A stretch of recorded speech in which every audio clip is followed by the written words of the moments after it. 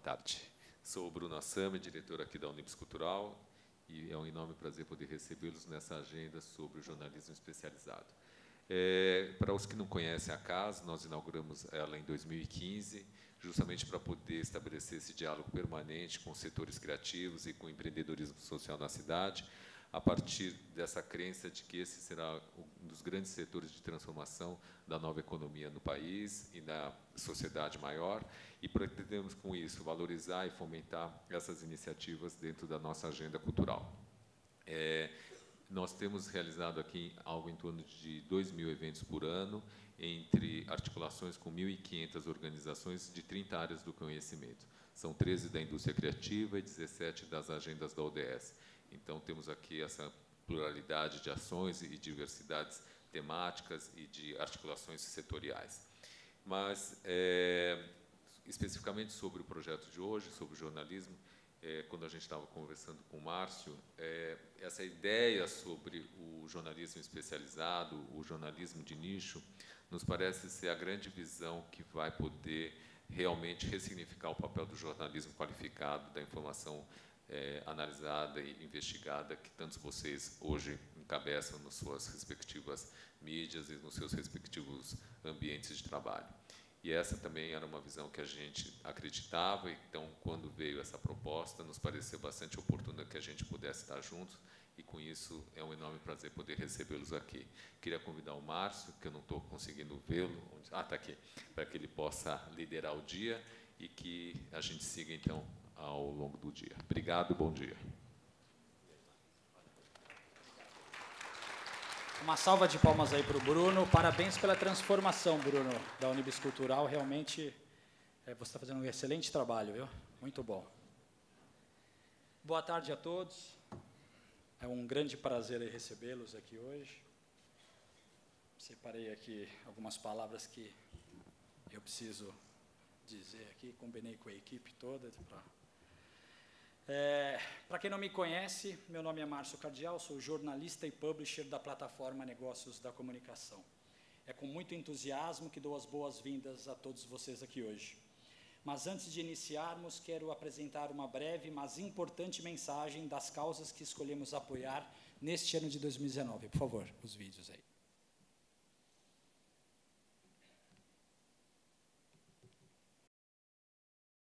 O ponto. Para muitos, ele não passa de um pequeno sinal. Uma mancha. Para nós, não. Como um Big Bang. Ele é o princípio de tudo. O ponto de partida. Se leva a uma opinião, vira um ponto de vista. Quando você não tem certeza, ele passa a fazer parte de uma interrogação. Quando definitivo ele encerra assuntos, acaba frases, vira ponto final. Mas a história não precisa acabar aqui. Ela continua. Porque para o ponto está reservada uma função mais nobre, honrada, quando deixa de ser pontuação para virar o assunto. Um simples relevo eleva o ponto ao status de alfabeto. Pontos viram letras, que viram frases, que vira tudo que a imaginação deixar. Há mais de 70 anos, a Fundação Dorina trabalha pelo acesso à autonomia, à educação, à informação, ao trabalho e pela inclusão das pessoas com deficiência visual.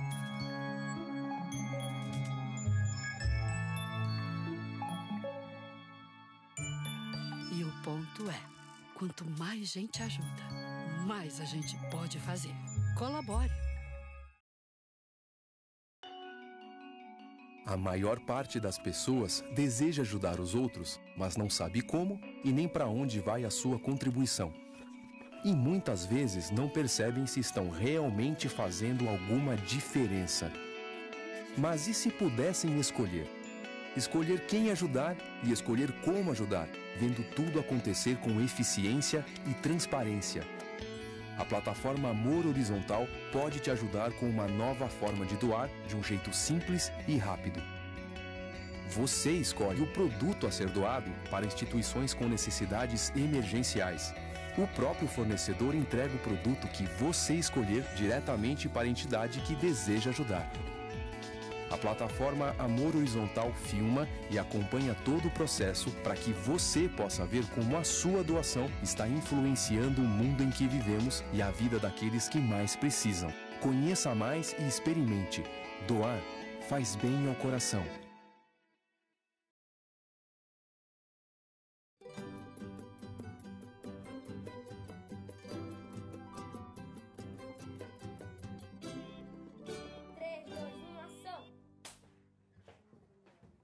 Olá, sou Gabriel Eduardo.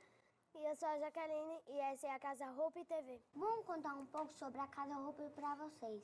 Para começar, trouxemos a Cláudia, fundadora da Casa Hope.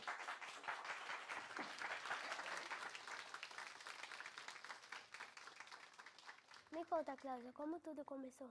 Então, a Hope ela começou em 1996 com o objetivo principal de dar um apoio integral às crianças e adolescentes com câncer e seus familiares e transplantados de medula óssea, rim e fígado. 1996, eu não tinha nem nascido. Viu como faz tempo? Me conta, como as crianças conseguiram chegar aqui? Então, as crianças elas chegam aqui através das assistentes sociais dos hospitais que fazem contato conosco e procuram a vaga. Eles acabam procurando a cidade de São Paulo, porque São Paulo é um centro especializado nesses tipos de doença. As crianças conseguirem chegar até aqui, elas já são vitoriosas. Muito obrigado, Cláudia. Obrigada. Agora vamos ver uma matéria que o Caio fez contando como funciona a Casa Hope por dentro. Roda VT. Essa é a entrada da Casa Hope. É aqui que as crianças chegam. Tem até van para buscá-las do hospital. Chega aí. Tomada 4/7. Ação! Você está vindo de onde? Vindo do hospital. O que você vai fazer agora? Vou colocar neném pra dormir. Bons sonhos. Obrigada. Na casa tem 48 quartos. Cabem 2 famílias em cada um. E tudo funciona 24 horas por dia, inclusive a monitoria. Tem 2 refeitórios. Um deles só para os transplantados de medula óssea. Pena que não dá para você sentir o cheirinho daí. Bom, eu vou continuar comendo. A Emily vai mostrar o que tem mais na Casa Hope. Depois da moça turma bem pra sua TV. Ai, que delícia. E os pais também têm que fazer. A Casa Hope tem curso de gastronomia, informática e muitos outros. Tem até um centro estético. Olha que chique. Agora dá licença que eu faço minhas unhas.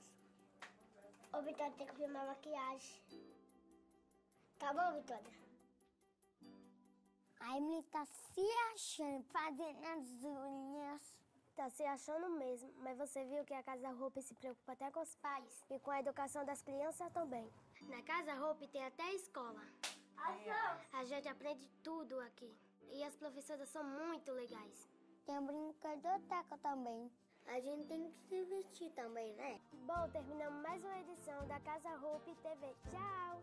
Tchau, até a próxima. Beijão, gente.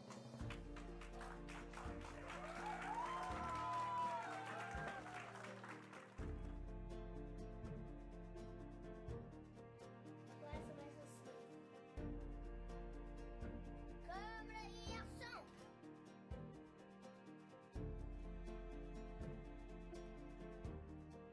Pra tirar a camisa?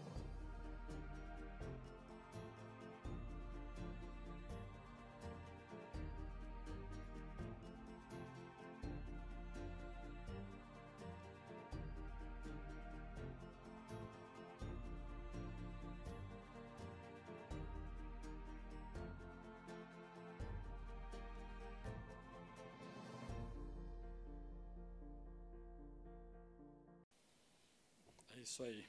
Quero aproveitar a oportunidade para propor uma reflexão. Em momentos de dificuldade como este que o nosso país vive, as ONGs, que naturalmente já batalham para arrecadar fundos, sofrem ainda mais em cenários assim. Existem diversas maneiras de ajudar, né? Então aí vocês viram algumas delas, seja com trabalho voluntário, contribuição financeira, até mesmo como um simples compartilhamento nas redes sociais, toda ajuda é importante. E nós do SECOM, o Centro de Estudos da Comunicação e da Plataforma Negócios da Comunicação, acreditamos nisso. É preciso sempre se reinventar, Nos negócios, e nenhum caminho é mais próspero do que o da troca. E é essa a nossa proposta de hoje. Trocarmos experiências e reflexões em busca da evolução de nossos negócios e, principalmente, do jornalismo. O ano de 2019, sem sombra de dúvida, foi o mais desafiador de todos os tempos, pelo menos que eu vivi dentro do mundo da comunicação. E olha que estou falando de uma vida inteira, né? São 26 anos atuando na área de comunicação. Redações e veículos cada vez mais enxutos, público resistente à confiabilidade das informações e à queda da percepção de valor que a imprensa possui frente às companhias. E não podemos desistir, pelo menos é isso que acreditamos no SECOM e na Negócios da Comunicação. Seguimos empenhados em mostrar cada uma de nossas iniciativas a importância da imprensa. Um país democrático e com bom ambiente de negócio se constrói com uma imprensa forte e independente e com influencers preparados e cientes de sua responsabilidade como comunicadores. Por isso, convido vocês agora a assistirem um vídeo a seguir, por favor.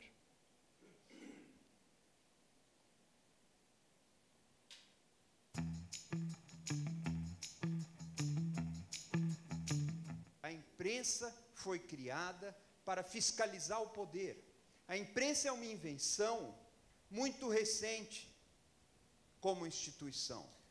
Ela data do século XVIII como instituição, mas ela ganha corpo no final do século XIX. É muito pouco tempo. E sem ela, essa instituição que fica fora do Estado, não há como a democracia funcionar. Porque sem ela, não há como a cidadania interpelar o poder e falar, mas espera aí, o que você está fazendo aí? Sem ela, a cidadania não pode questionar, não pode fazer perguntas. E sem ela, nós não podemos saber se o poder está agindo conforme estabelece a lei ou se o poder está abusando. Não há democracia sem imprensa livre por este motivo, não é outro. E nesse momento, mais do que antes, isso está em questão.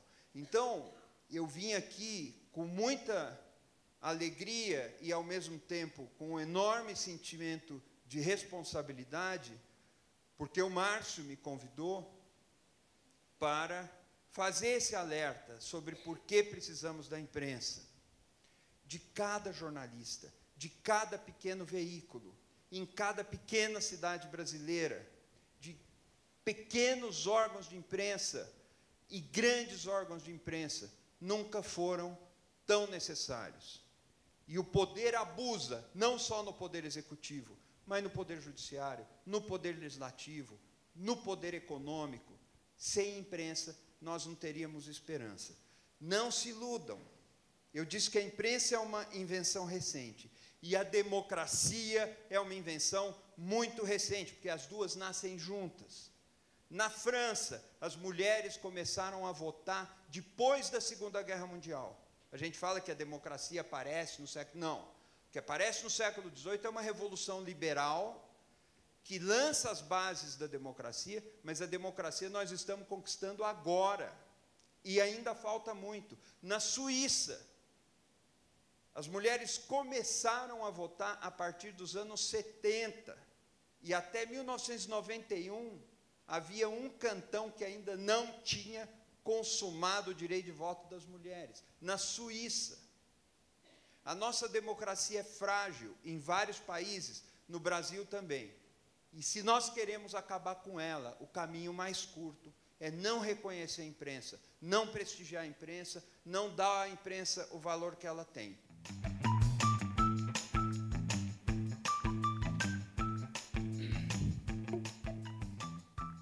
Não devemos nos deixar abater pelas dificuldades. Como o Butti apontou aí, e acho que é importante frisar, a imprensa foi criada para fiscalizar o poder. Temos uma função social fundamental, e isso envolve todas as vertentes de cada elo, e que cada elo tem a sua importância nessa cadeia de transparência. E é em cima disso que estruturamos nossas frentes de atuação.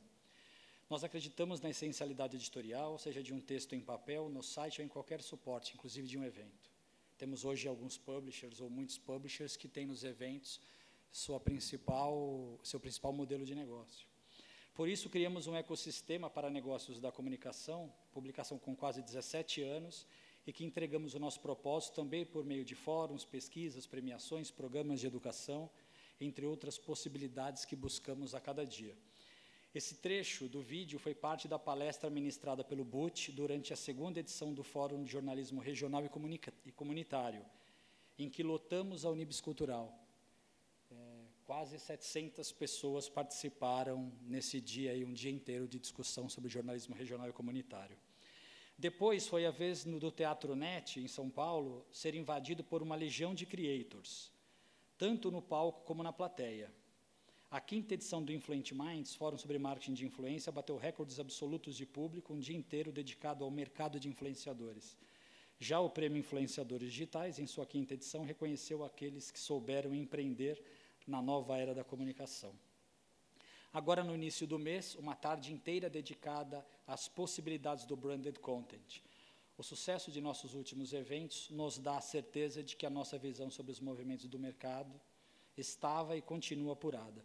Uma pena eu não ter aí a tela do Fórum de Branded Content, mas foi uma loucura, assim. Não tinha um lugar para sentar no Teatro Net. Foi um grande sucesso e mostra que os publishers, que as agências, que as marcas estão buscando realmente conhecer com mais profundidade essa ferramenta. Importante para todos nós. Inclusive, principalmente para as marcas que entregam conteúdo de qualidade num formato diferenciado. Quero aproveitar para ressaltar que todos os nossos eventos têm como objetivo promover a evolução e a transformação constante do mercado de comunicação. E por isso nós entregamos todo esse conteúdo de forma inteiramente gratuita. Não só de forma presencial, mas tudo é disponibilizado em nossos canais de forma gratuita, alcançando milhares de pessoas. Hoje à noite encerramos o nosso ciclo de eventos de 2019 com o Prêmio Especialistas. Dentre os eventos que produzimos, o Fórum de Jornalismo Especializado, esse fórum é o mais desafiador, pois é um setor que está sofrendo muito com a crise, com equipes enxutas, os profissionais têm cada vez mais se desdobrado para cobrir áreas diversas, sem tempo para o aprimoramento em eventos, tanto que os próprios veículos especializados estão diminuindo em tamanho e em existência, em quantidade de veículos. Ou ainda, quando os jornalistas acabam sendo vítimas de certezas absolutas, em que conhecem tudo sobre o mercado.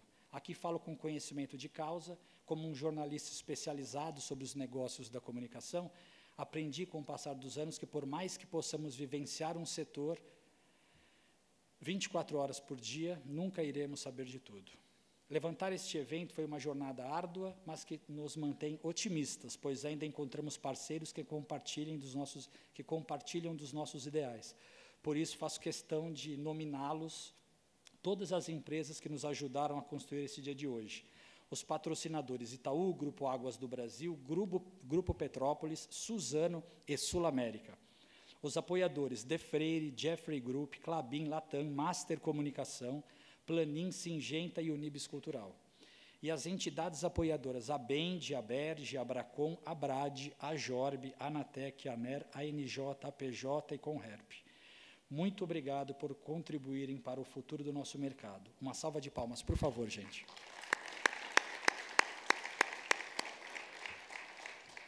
Os jornalistas, assim como todo o mercado de comunicação, foram tirados à força de sua zona de conforto. Precisamos retomar nossa posição de credibilidade e importância dentro da sociedade. Para isso, é necessário jamais cessarmos na busca pela reinvenção frente à transformação digital. O dia de hoje foi pensado inteiramente com o objetivo de que todos nós possamos sair daqui melhores do que entramos por essas portas. Que seja uma tarde de grandes reflexões. Não deixem de compartilhar no Negócios Comunicação, @Negócios Comunicação, sem acento, e a hashtag FJE de Fórum Jornalismo Especializado 2019. Muito obrigado e um excelente evento a todos. Obrigado, gente. E agora eu quero entregar o painel ao mediador, que vai pilotar isso para a gente.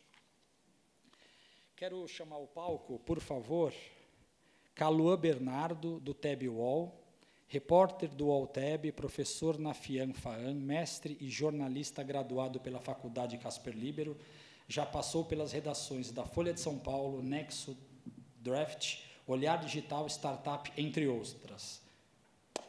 Boa. Quero chamar para participar do painel com ele Antônio Nóbrega, por favor. Antônio Nóbrega, da TV Tem, seja bem-vindo.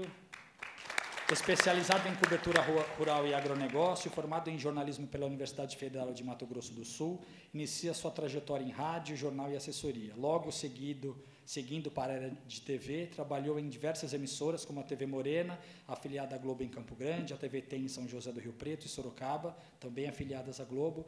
Atuou em esporte geral, com tempo em Brasília. Atualmente na área de agronegócio, edita, apresenta e produz reportagens para o programa Nosso Campo, exibido na área de cobertura da TV Tem. Seja bem-vindo. Quero também chamar ao palco a Débora Oliveira, do IT Mídia, formada em jornalismo pela PUC São Paulo e em marketing pela Universidade de Morumbi, com MBA em marketing pela SPM, é gerente executiva de conteúdo da IT Mídia, foi repórter da revista Microsoft Business e editora assistente da Computer World Brasil. Na Digital Business, é editora do IT Fórum 365 e gerente executiva de conteúdo da IT Mídia. Responsável pelos conteúdos dos eventos da empresa, em 2018 foi responsável pelo crescimento de mais de 1000%, isso que é uma marca monumental, na audiência do portal IT Fórum 365, apostando em conteúdos analítico e aprofundado, multimídia, SEO e parcerias. Em outubro de 2018, ganhou o prêmio de melhor jornalista de TI no Brasil, do Centro de Estudos da Comunicação, SECOM. Em 2019, é finalista do mesmo prêmio na categoria Telecomunicações. Seja bem-vinda.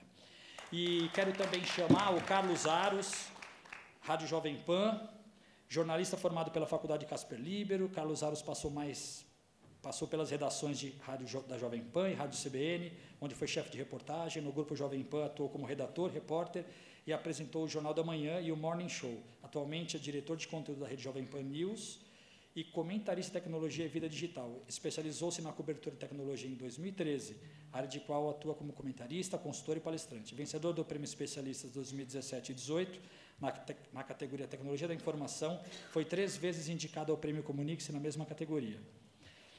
O painel é de vocês. Obrigado, gente.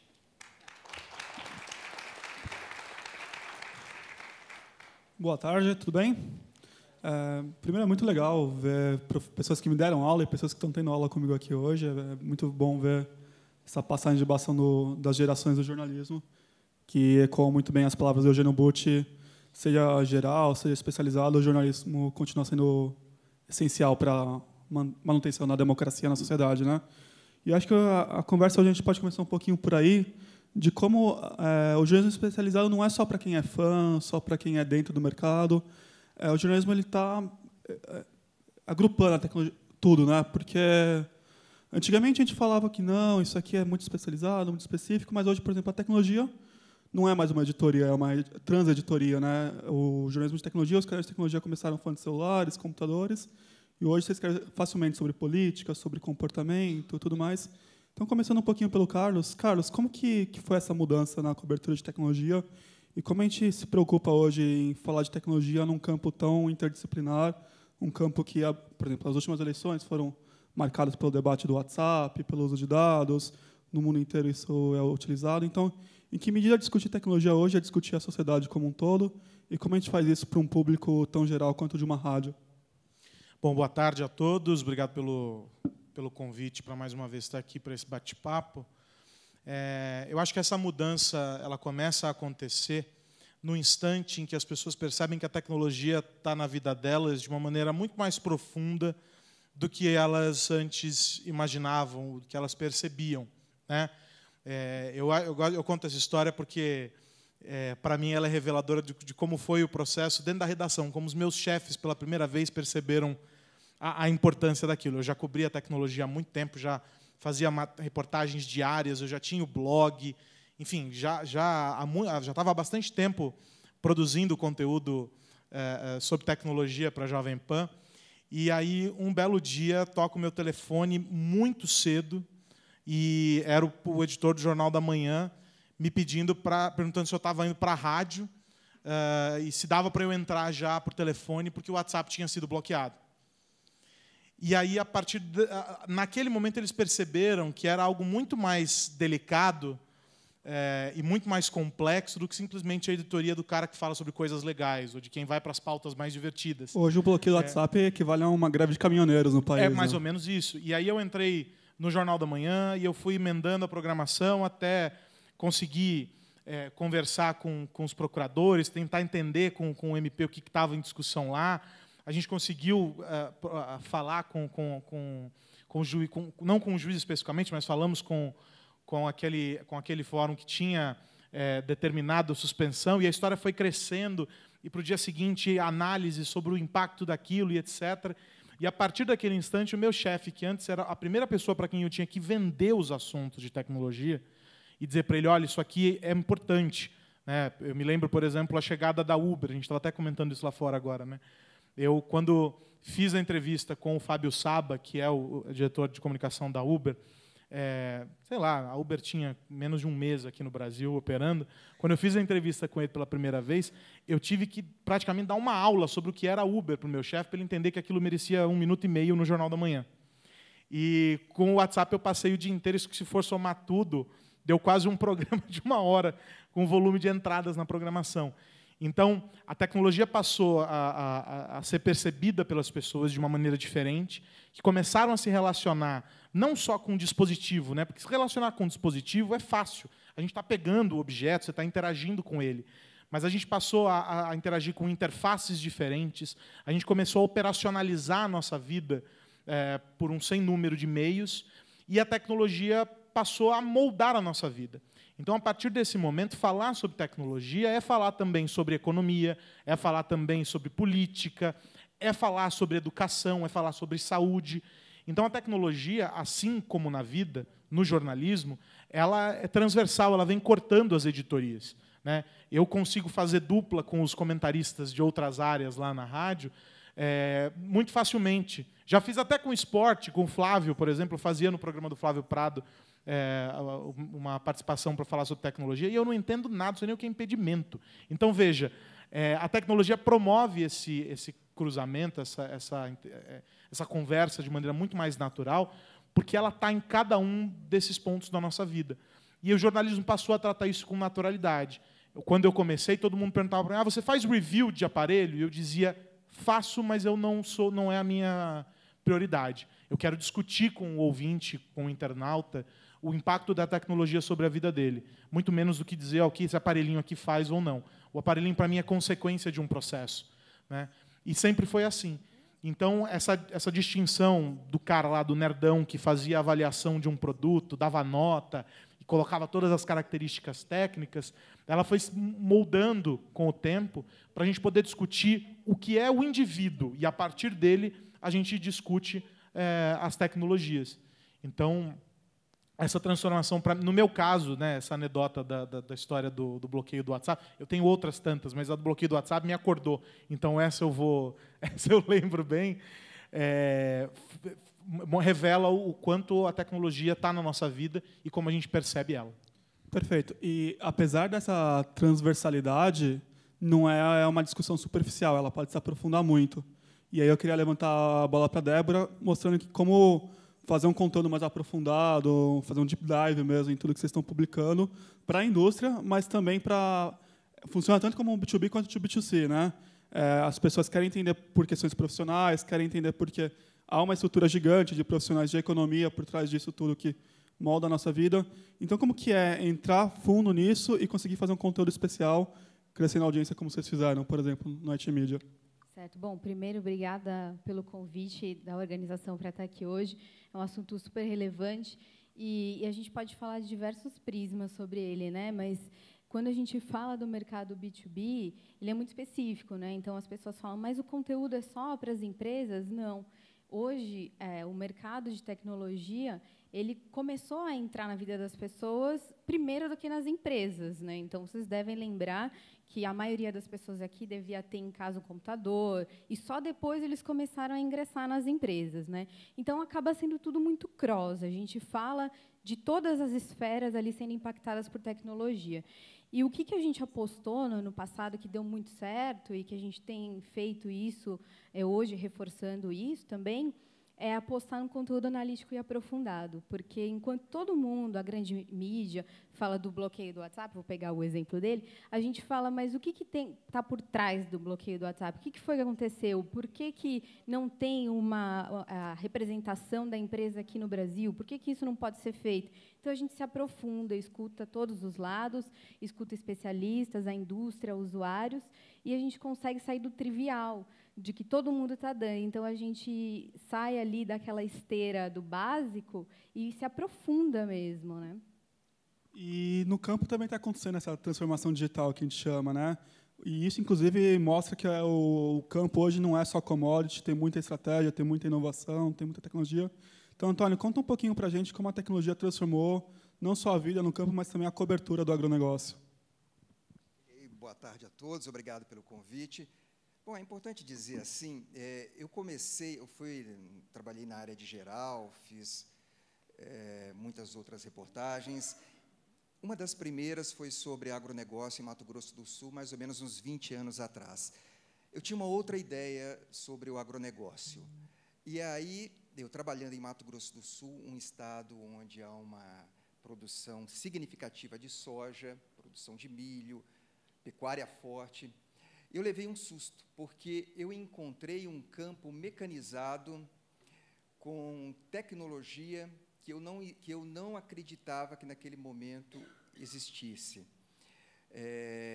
Colheitadeiras, estava contando agora há pouco, que iam trabalhando, iam colhendo, e no escritório já se sabia a produtividade naquela área, o índice de umidade nos grãos, e todas as informações que o agricultor precisava. E de lá para cá, isso só foi aumentando.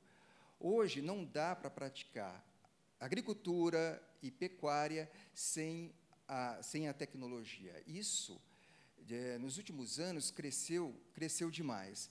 Desde a produção de sêmen, você na criação de cavalos, criação de bovinos. Em Araçatuba, por exemplo, que é a área de cobertura da TV tem, foi decifrado lá o genoma bovino. Esse trabalho foi muito significativo lá. Bom, no interior de São Paulo, o que a gente percebe é que o agricultor ele tem muito conhecimento. Hoje, para tocar a sua produção, ele precisa investir em tecnologia. Hoje se usa drones, hoje se usa muita pesquisa. É só assim que essa agricultura se fortalece. E daqui para frente, eu imagino que só vai aumentar isso cada vez mais.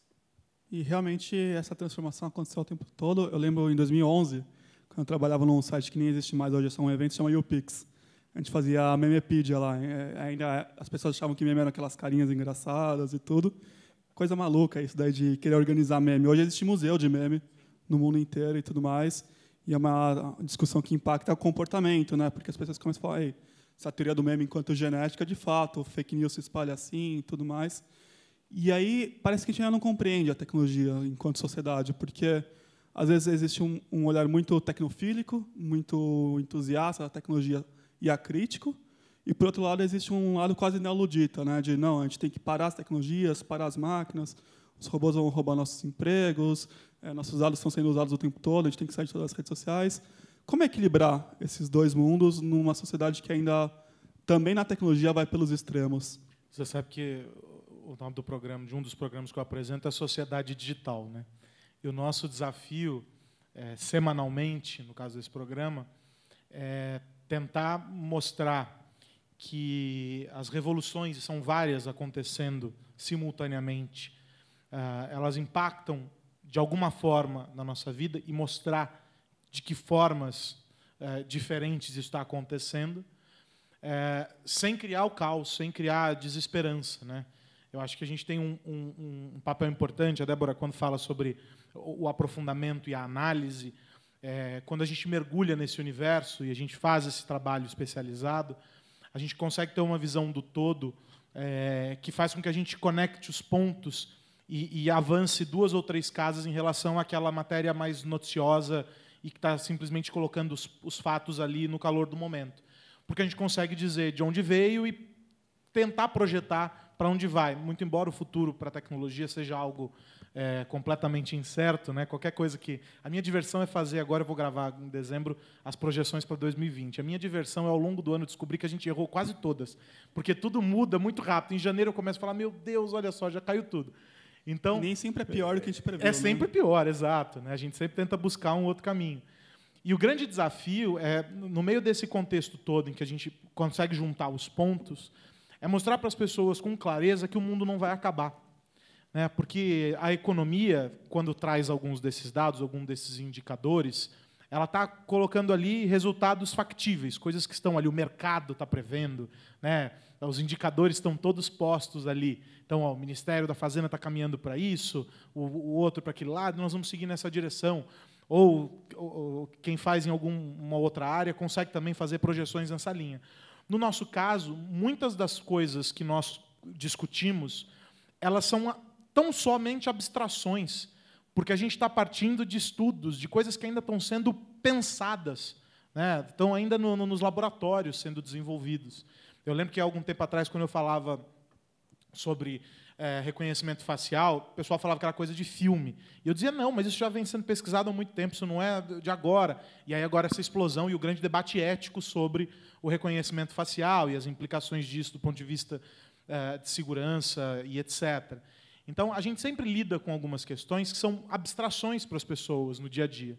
E, no meu caso, especificamente, o grande desafio, desde o começo, eu sempre ouvi isso dos colegas, era assim, você tem que falar para minha mãe, né, eu lembro do Quartarolo. O Quartarolo falava isso assim para mim, você tem que falar como se você estivesse falando para minha avó. E ela tem que entender. E você tem que falar para minha filha. E a minha filha tem que entender.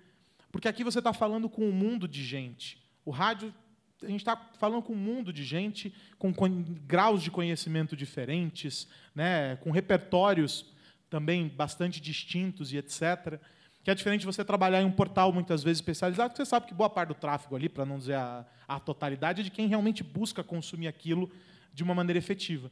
Então, eu sempre parti muito dessa premissa de que a desconstrução das coisas era fundamental. Então, do bloqueio do WhatsApp a questões mais triviais, o objetivo é sempre desconstruir, é ir para o beabá. E, às vezes, eu falo assim, para o entrevistado, eu já peço desculpa de antemão, mas eu vou fazer as perguntas mais idiotas do mundo, porque, para mim, elas são as mais importantes. Aí o entrevistado falou, não, fica tranquilo. Eu falei, não, estou sendo honesto, como você vai achar que eu sou um idiota? Eu falei, mas eu preciso ouvir de você o elementar, porque senão a gente não consegue contar uma história e fazer com que todo mundo entenda. Então, para mim, a grande chave desse processo é a desconstrução, é como a gente depura tudo isso, e são assuntos cada vez mais complexos. Imagina o que foi a minha vida, agora, semanas atrás, para fazer, em 2 minutos e meio, o computador quântico. Então, conseguiu? Opa, foi pro ar. Então, esse é o desafio. E essa é a parte mais gostosa de trabalhar com esse assunto, porque não necessariamente eu preciso ir para o lado apocalíptico da história, mas eu posso ir pelo lado educacional, de mostrar que a gente constrói esse conhecimento juntos. Acho que essa é a parte mais bacana. Perfeito. Uma coisa muito legal que você falou, e aí entra o que eu já vou te perguntar, que é a questão do SEO. Porque os jornalistas, muito arrogantemente, sempre falaram que sabiam qual era o interesse público. Eles tinham presumido na cabeça deles qual era o interesse público, e aí chega o SEO e mostra que as pessoas estão procurando por questões que às vezes eles acham bestas. Ah, como assim as pessoas estão procurando por isso no Google? Mas é um jeito muito bom de usar dados para saber o que o interesse público de fato é. Porque o que o cara está procurando no Google é o que ele precisa saber, é o que ele quer saber, e essa resposta não foi atendida. Então, o SEO é um jeito não só de técnica para aumentar a audiência, é um jeito de conhecer o público, chegar até ele pela demanda dele, não pelo que você oferta e, por acaso, vai bater na demanda. Então, eu queria, e já trabalhando como consultor de SEO em algumas redações, é uma coisa que muitos jornalistas ainda têm resistência, né? Porque, não, eu já sei o que é o interesse público, não, eu já sei o que é pauta boa, não vou ficar moldando o meu texto. Quando você vai ver que até as próprias regras de SEO, basicamente são regras de um robô tentando entender o que é bom jornalismo, né? Ele quer saber se a informação que a pessoa procura está lá no começo, se ela é explicada ao longo do texto. E, pelo que eu entendi, vocês cresceram muito com SEO também, vocês conseguiram fazer muito bem esse trabalho. Como foi, para além das questões técnicas de SEO, conseguir conhecer melhor o público a partir daí? Eu acho que hoje assim, os jornalistas têm muita resistência a SEO, né? Porque tem aquela coisa de quando a gente vai para a universidade, tem o purismo do texto, não pode repetir palavras e tal, e aí você fica com aquilo na cabeça. E quando você chega no mercado, é totalmente diferente, porque você tem que olhar para o leitor. E aí o que o leitor quer é o que o algoritmo está mostrando. Então, hoje, nós ficamos reféns do algoritmo. Então, se o algoritmo do Google muda, a gente também tem que correr atrás e mudar. Se o algoritmo do YouTube muda, a gente também tem que mudar. Então, a gente tem que se abrir para esse universo e, de fato, entender o que o leitor quer. O jornalismo de dados ele nunca esteve tão em evidência. E, hoje, o jornalista que tem destaque no mercado é o que entende os dados e o que o leitor quer. E isso vem na esteira da era da personalização. Então, hoje, a gente vive a era da personalização em todas as esferas. E, por que não no jornalismo? Hoje, a gente vai lá e vê que não é mais uma turma de pessoas, não é o jornalismo de massa, é individualizado. Então, é o que cada um quer. Você tem esse desafio de entender o que cada um da sua audiência precisa, quer, e aí a gente cai nessa coisa do básico, né? Então, a gente fala, pô, mas o que ele quer saber aqui, o que é inteligência artificial? Mas é isso, ele não sabe o que é inteligência artificial, ele não sabe como a inteligência artificial vai impactar a carreira dele. E a gente tem que fazer isso de forma constante. Então, usar aquele conteúdo de uma forma A e, dali a algum tempo, fazer de forma B, mas tudo abordando inteligência artificial. E o mais interessante disso é que você começa a conhecer melhor o seu público, o seu leitor, consegue ser mais assertivo, e o crescimento vem nisso, porque você vai direto no coração do seu leitor. Você entende o que ele quer e vai ali, bem certeiro mesmo, né?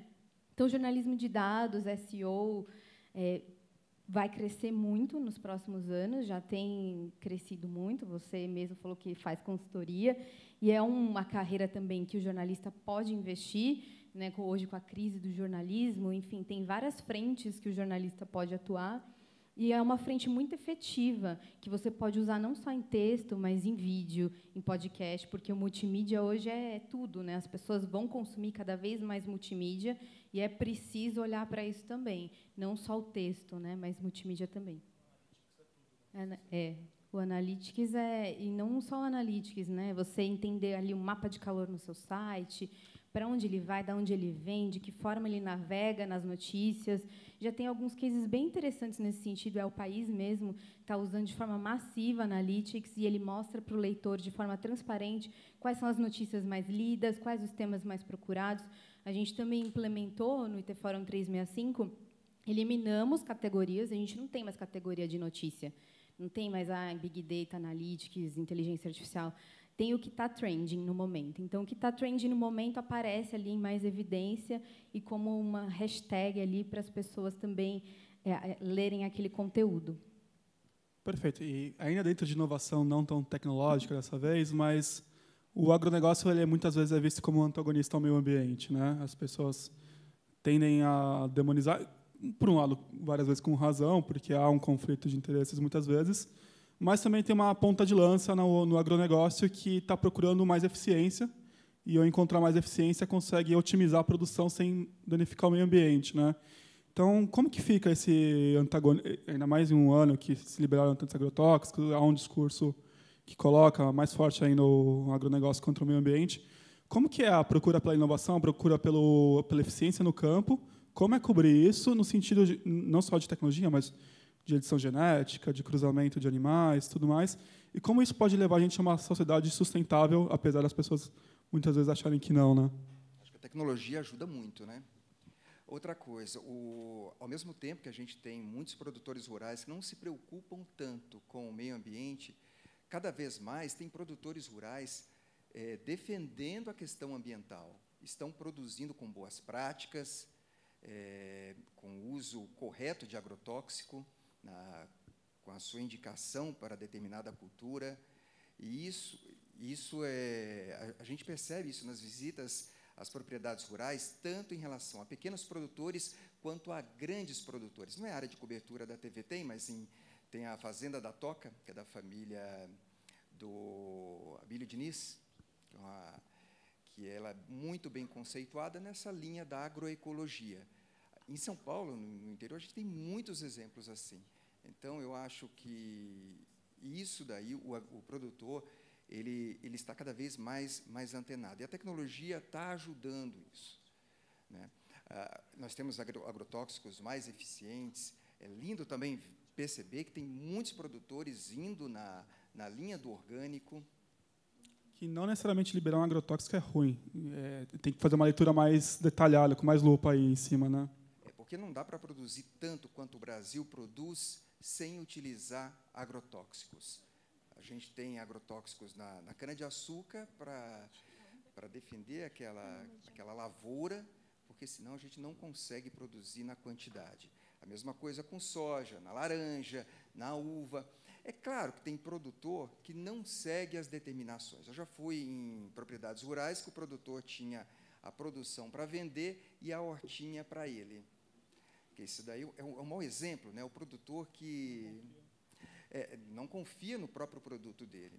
Outra, já fui em produção de pêssego, que o produtor falava o seguinte: olha, não tem um produto químico para ser usado nesse pomar, mas olha como as frutas estão boas. Quer dizer, não tem uma liberação para aquela atividade ali, mas ele está usando um outro produto.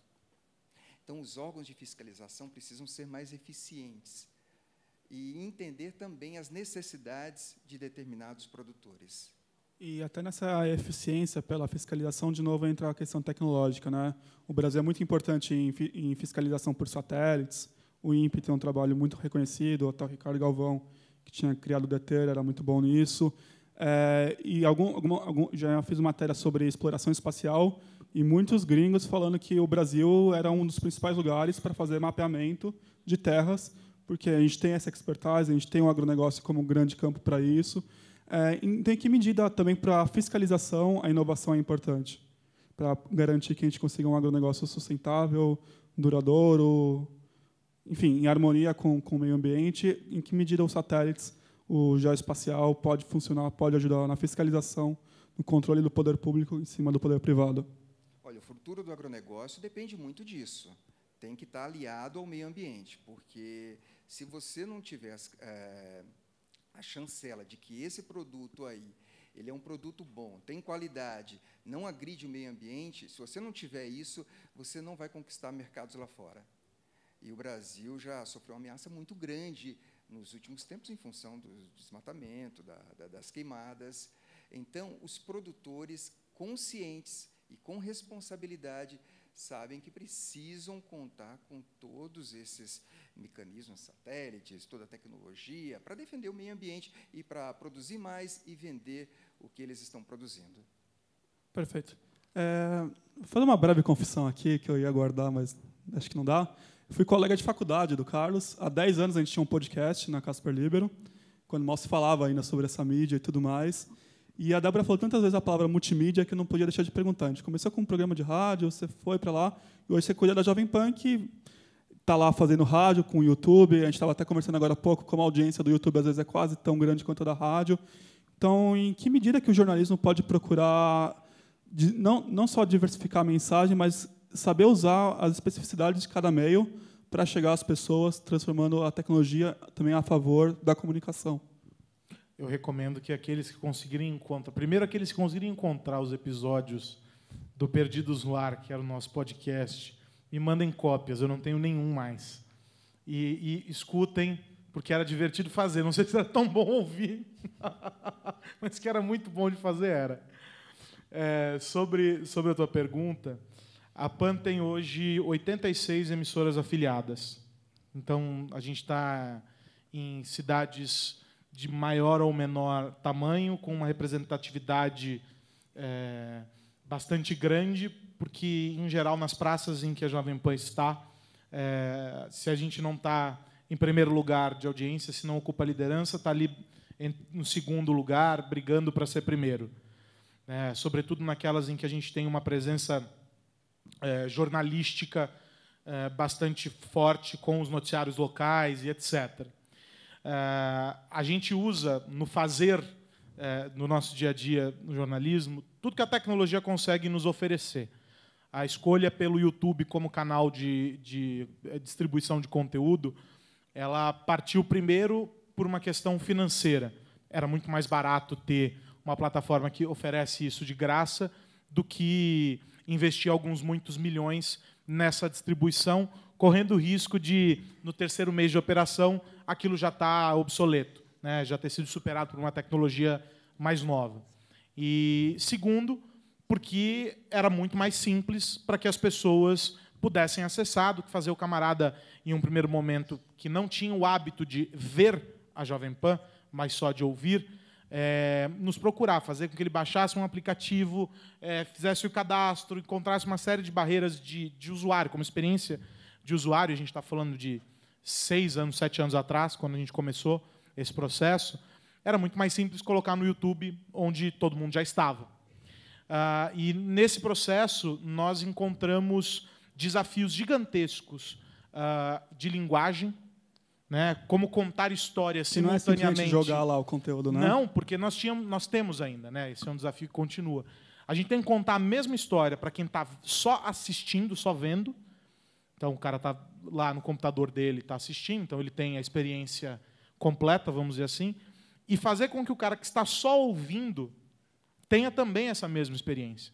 Então, como narrativa, como desenvolvimento de uma linguagem para os nossos produtos, até hoje é um grande desafio. A primeira coisa que norteia as nossas discussões para o desenvolvimento de novos produtos é quais são as plataformas, qual é a linguagem que a gente vai adotar, né? Os produtos que vêm só do digital, e a gente hoje já tem uma série deles que nasceram digital e que vão para o rádio depois. O rádio tem uma limitação das 24 horas da grade, então é muito menos que a gente consegue colocar na grade do que a gente gostaria. Mas a limitação é como é que a gente vai fazer a conversão dessa linguagem. Será que dá? Será que não dá?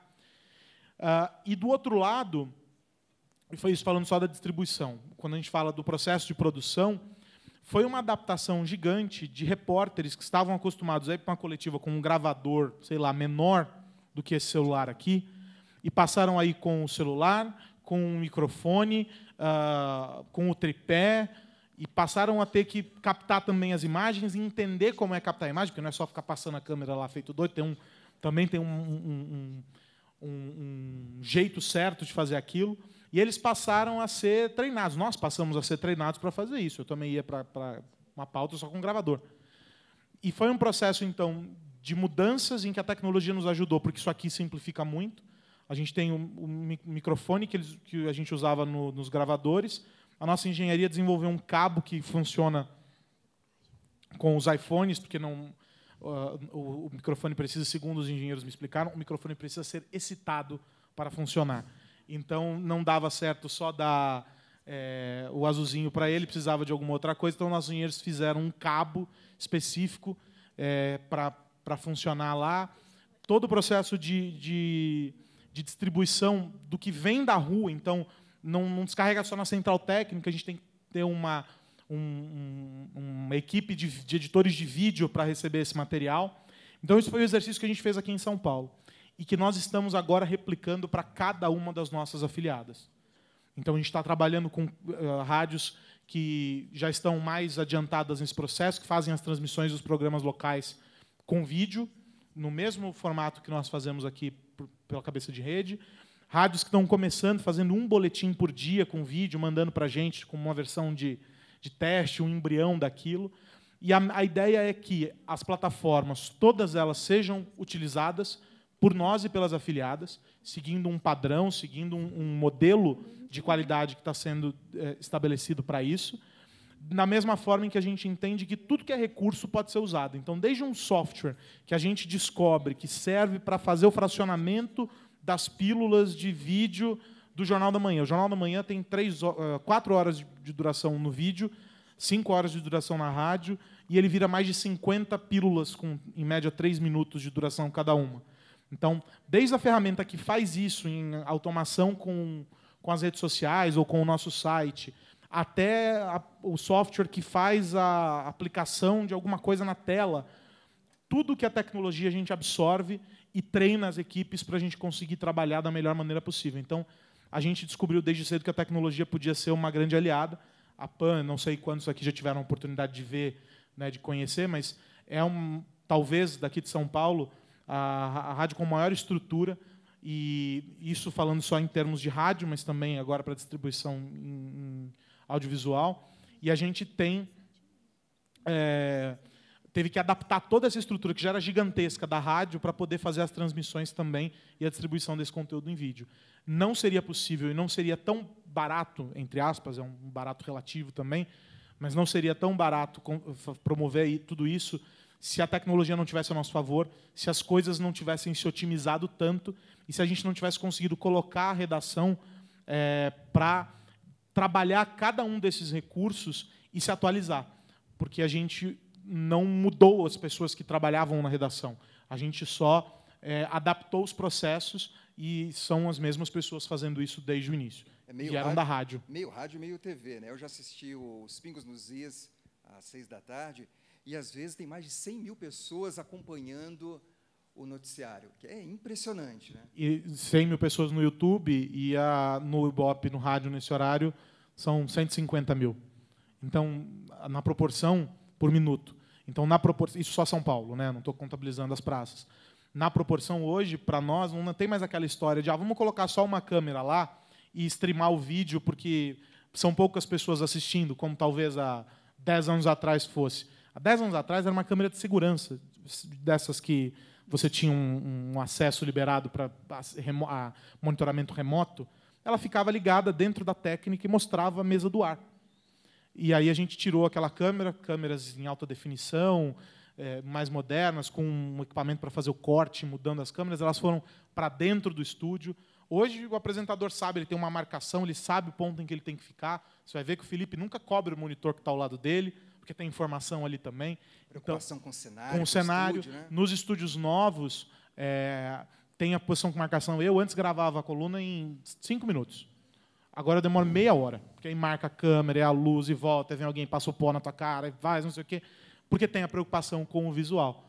Em síntese, uma empresa de comunicação, uma empresa de imprensa, hoje é uma empresa de tecnologia, como qualquer empresa. É uma empresa de tecnologia. No nosso caso, o que a gente entende, esse é o nosso mantra, é que o conteúdo continua sendo o rei de toda essa história, mas a gente precisa que a nossa rainha seja a distribuição.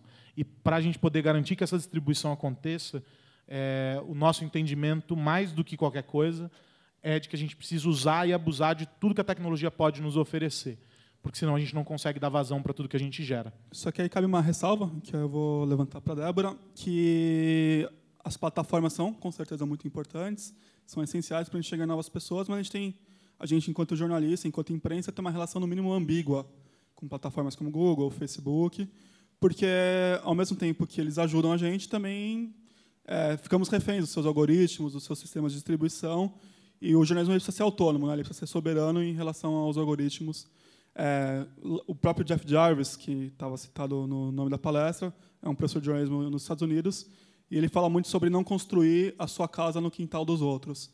Ou seja, todo o seu modelo de negócios depender do algoritmo do Google, que muda amanhã, depender do algoritmo do Facebook, que amanhã muda o modelo de negócio e aí passa a não valorizar tanto o jornalismo. Ou seja, a gente tem que trabalhar com essas plataformas, mas sem depender delas. E aí o Jeff Jarvis ele sugere muito a construção de comunidades. Nesse sentido, o mercado de eventos me parece muito importante para criar comunidades, porque todos vocês poderiam estar lendo um artigo escrito por qualquer um aqui, mas a gente está aqui tendo essa troca, esse olho no olho, esse ouvindo, né?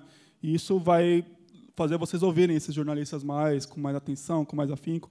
Então, em que medida promover encontros entre CIOs, CEOs, executivos da tecnologia também colabora para essa construção de jornalismo comunitário, para a construção de poder sair dessas plataformas e não ficar refém delas? Hoje, assim, o IT Forum 365 é a plataforma digital da IT Media, que roda 365 dias no ano. Mas nós hoje temos 3 grandes eventos onde a gente cria comunidade também no offline que vai para o digital. É uma conversa, então, né? Você pode ir para o digital, para o offline e por aí vai.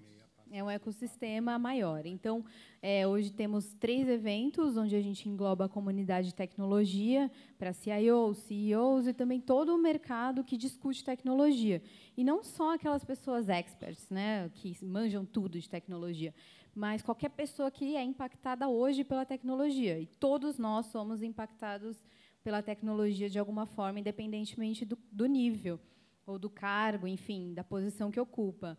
E isso você consegue fazer esse 360 fazendo uma multimídia também. Você tem os eventos, aí depois você continua a discussão no site, você continua a discussão no podcast, você continua a discussão com outra frente, outra roupagem no vídeo, e por aí vai. Então, hoje a gente entende que o site ele é a plataforma esteira... É quase um hub, né? Um hub ali de todos os nossos eventos, que tem uma discussão, 2 deles mais de alto nível, porque são diretores de tecnologia, mas tem um deles que engloba toda a comunidade. Então, é possível discutir com todos os níveis como a tecnologia impacta na carreira delas. Perfeito. É que a gente só tem 5 minutos. Eu queria abrir coisa muito rápida. É só nessa linha das comunidades, e a gente passou a entender, e vários veículos seguem essa mesma lógica, de que cada produto que a gente coloca no mercado é um pequeno hub. Né? Então, a gente tem uma audiência de Os Pingos nos Is que só conversa entre ela ali, que talvez não se relacione com a do Morning Show ou com a do esporte. E a gente passou a explorar esses nichos dentro de plataformas proprietárias, com espaços dentro do nosso site e até mesmo dentro de outras plataformas, para fazer com que essas conversas aconteçam. Na linha do que o Márcio falava sobre as marcas, elas cada vez mais preferem isso, porque elas conseguem conversar com o público que, de fato, está interagindo com elas dentro desses pequenos ecossistemas. Então, mesmo um veículo de massa, o rádio, por causa das tecnologias, passou a caminhar também nessa direção de nichar e de fechar as pessoas em grupos com interesses comuns. Né? Pessoal, a gente tem 5 minutos, tentar levantar 2, 3 perguntas para serem respondidas brevemente. Alguém aí?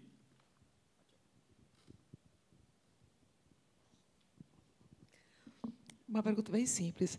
Vocês passaram a trabalhar mais individualmente com essa coisa do acesso à tecnologia? Eu digo porque, às vezes, a gente vai fazer aí e fala, não, faz você mesmo a foto, faz você mesmo o vídeo, você mesmo edita, você mesmo... Ou seja, é uma grande acumulação de tarefas. É assim com vocês? Vou dar um exemplo. Antes de eu começar, na televisão, eram 5 pessoas trabalhando. Era o motorista, o iluminador, o cinegrafista, o repórter e um rapaz que cuidava do VT, do áudio.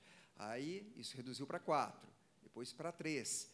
No interior, em algumas capitais também, são apenas 2 pessoas, o repórter e o cinegrafista. E, às vezes, você tem que tirar também... Quando tem o cinegrafista, né?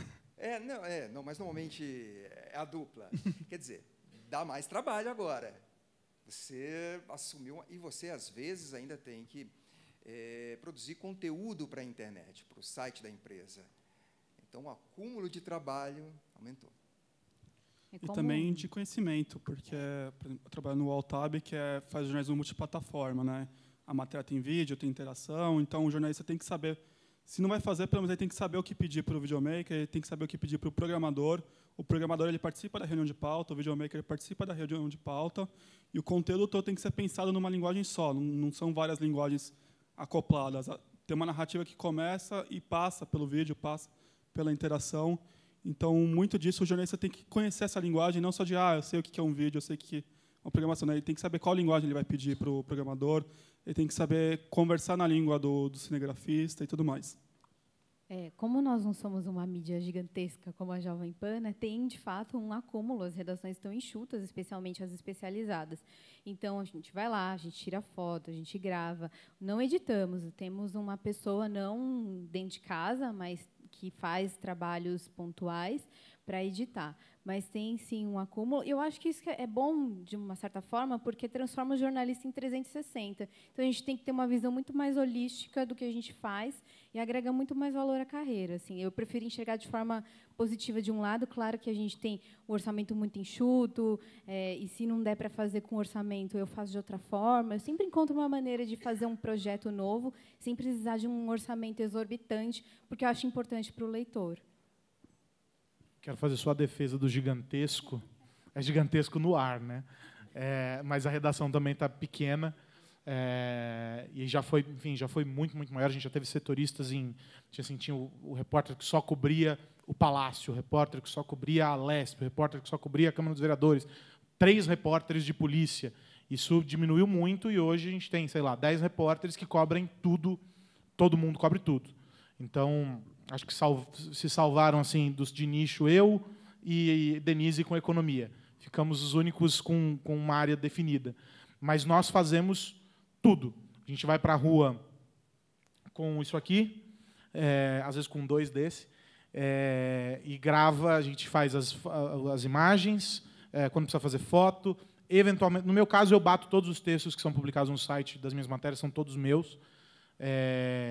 Então, o repórter ele já sai com a incumbência para tudo, e a gente foi, com o tempo, preparando os repórteres para que isso fosse possível, com uma qualidade aceitável. O movimento inverso é que, se antes só áudio, o repórter fazia, sei lá, 4 matérias por dia, conseguia entregar um número maior, hoje, quando entrega 2, entrega 2. Então, assim, a gente também aumentou a demanda e a complexidade também aumenta do trabalho. Mas é isso, é um cara muito mais preparado para ter uma visão sobre o todo. Então, cada repórter é uma pequena redação quando vai para a rua. Mas a gente já, por uma questão de qualidade, deu um passo atrás nisso e alguns cinegrafistas foram contratados e acompanham os repórteres em pautas específicas por causa da complexidade dessas pautas, para a gente poder garantir uma entrega legal no ar também. E o cinegrafista ele também atua como jornalista e tudo mais, então também é uma via de 2 mãos aí, né? Pessoal, infelizmente não dá tempo de fazer mais perguntas, a gente vai ter um papo com o Google agora, mas acredito que estamos todos aqui depois, para quem quiser puxar um papo, conversar, procurar o programa Nosso Campo, procurar o IT Media, procurar a Jovem Pan, procurar o Altab.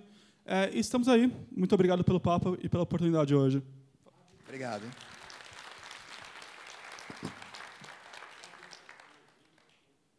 Dá mais uma pergunta, se alguém quiser ainda. Olá, boa tarde. Todo esse cenário que vocês estão dando de equipes enxutas, revisão, né, tudo está sendo revisto, custos principalmente. Qual a importância do planejamento, antes de sair para fazer a matéria, durante a pauta, o planejamento, de saber que eu vou ter que fazer a foto, o vídeo, o texto, revisar, publicar, e uma dica de cada um do que vocês fazem no seu dia a dia que viabilize e a gente vai poder voltar para o escritório e aplicar isso no nosso trabalho. Bom, sobre o planejamento, como eu chefiei a produção por muito tempo, esse era o meu mantra. Eu dizia que a gente tinha que evitar as paredes anti-planejamento, porque a turma saía correndo cada um para um lado e eu dizia, não, espera aí, senta aqui, vamos ver para onde a gente vai, que senão lá na frente vai todo mundo bater cabeça na hora de atravessar a porta. Então, o planejamento ele é fundamental, sobretudo porque, no nosso caso específico, a gente tem uma distribuição que é bastante ampla. Então, a gente tem que pensar lá na frente, quando a gente bota um projeto na rua, quantas inserções aquilo vai ter no Instagram. Eu tenho que saber qual é o volume daquilo dentro do YouTube, quanto tempo aquilo fica no ar e quanto tempo eu vou mobilizar da grade da rádio, se eu vou ter breaks ou não. Então, para botar projetos desse tamanho, projetos grandes no ar, a gente precisa de um desenho muito claro do que a gente tem como objetivo. Então, nesse sentido, o planejamento é fundamental. No caso da reportagem, que está no dia a dia, aí o planejamento está associado a uma outra coisa, que é o preparo. É buscar entender a linguagem das plataformas, é buscar entender como é que a gente está trabalhando determinados assuntos, é conhecer ferramentas e recursos que vão ajudar você na composição daquilo que você está fazendo. Porque antes a gente tinha tempo para ir para a rua, voltar, depurar tudo aquilo. Hoje o repórter está batendo o texto na rua e ele está subindo para o site enquanto a história está acontecendo. Então não tem muito tempo para você sentar e florear muito a história. Se você não souber que recursos usar, qual é o software para você conseguir cortar de maneira mais inteligente a foto ali na hora para poder mandar, ou qual é o jeito certo de produzir o vídeo, se é com o celular de pé, se é deitado, você não consegue entregar. E aí o gargalo fica na hora de fazer. Não adianta você planejar se na ponta não tiver o preparo. Então, eu acho que conhecer a fundo todos os canais, conhecer como é que é a distribuição desse conteúdo, quais são as linguagens que estão sendo usadas e as ferramentas que dão suporte para gerar esse conteúdo, para criar conteúdo, é fundamental. Além dessa dica, claro, do planejamento, que eu também acredito que é fundamental, o que eu sempre falo para a equipe é que todo mundo faz tudo, mas sempre tem um head de alguma coisa. Então, tem o head de social, o head do podcast, do vídeo, e é aquela pessoa que você vai recorrer quando você tem alguma dúvida, quando você tem algum problema ali na hora. E outra coisa que eu falo também é, vamos abolir gravar entrevista. Quer gravar por segurança? Legal, maravilhoso, mas a gente não tem mais tempo de ficar ouvindo a entrevista de novo e decupar e ver os pontos interessantes. Eu, por exemplo, já escrevo tudo no notebook ou no celular, dependendo do tipo de coletiva que eu estou, ou evento, enfim. E depois eu pego os pontos principais e já transformo isso na reportagem, porque para a gente não quer sair na frente, a gente quer um conteúdo aprofundado, mas isso agiliza a organização de ideias, a publicação e tudo mais. E ferramentas, né? Sempre tem ferramentas que podem ajudar, aplicativos até gratuitos que podem ajudar na edição de foto, na edição de vídeo e por aí vai. Já até citando o filósofo MC Marcinho, acho que nada disso é nem pior nem melhor, apenas diferente, no sentido de que, tudo bem, essa tecnologia toda realmente coloca maior cobrança em cima de nós, coloca maiores demandas, mas também essas ferramentas, ao mesmo tempo, facilitam muito disso. E tem muita inovação, como o Carlos falou, está virando uma empresa de tecnologia e tudo mais, então também a gente tem que pensar um pouco fora da caixa. Saindo aqui agora, por exemplo, eu vou para o Google, que vai ter um workshop com o editor de dados do New York Times, que vai ensinar para a gente gerenciamento de produto. Quer dizer, quantos jornalistas estão pensando em gerenciamento de produto? A comunidade é super pequena. Como a gente implementa a metodologia ágil, como a gente pensa em squads dentro do jornalismo. Então, como que a pauta não tem que ser simplesmente aquela reunião de pauta super arbitrária, que você sai com uma discussão que é mais ou menos a ideia do editor, vai lá, vê o que faz, volta para casa. Não. Saiba onde vai começar a história, saiba como dá para desdobrar depois. De repente, uma baita entrevista que você fez, que durou 1, 2 horas, você consegue desdobrar em vários produtos, em um podcast, em um vídeo, em um texto mais aprofundado, e aí a audiência se justifica quando você tem vários tiros, várias coisas de produto. Então, é pensar também de forma inovadora, não só o planejamento da pauta, mas o planejamento do produto. Como a gente pode colocar o jornalismo de um jeito diferente, porque tinha um editor meu no Nexo, o Conrado, que ele falava, a gente não está competindo com o Estadão, com a Folha, a gente está competindo com o GIF de gatinho, com o YouTuber e tudo mais. E se você quer falar de desmatamento, a melhor forma, às vezes, não é um texto gigante da Eliane Brum, é um GIF mostrando os focos de área desmatada, que em 1 minuto a pessoa vai consumir aquilo. Então, também é muito pensar como o conteúdo vai ser consumido e colocar isso no planejamento. Bom, ir para a rua, colocar uma equipe de reportagem custa muito caro. Então, a solução que a gente tem é usar muito telefone, usar muito zap, para a gente tentar prever o que a equipe vai encontrar, para que não se perca uma marcação, para a equipe não volte para a redação de mãos vazias, né? Então, a gente faz muito isso. Essa é o que a gente tem para fazer no dia a dia. Com esse é o que tem para hoje. Final. Muito obrigado, pessoal, e vamos ver se a gente consegue pensar mais ideias de como fazer tudo isso.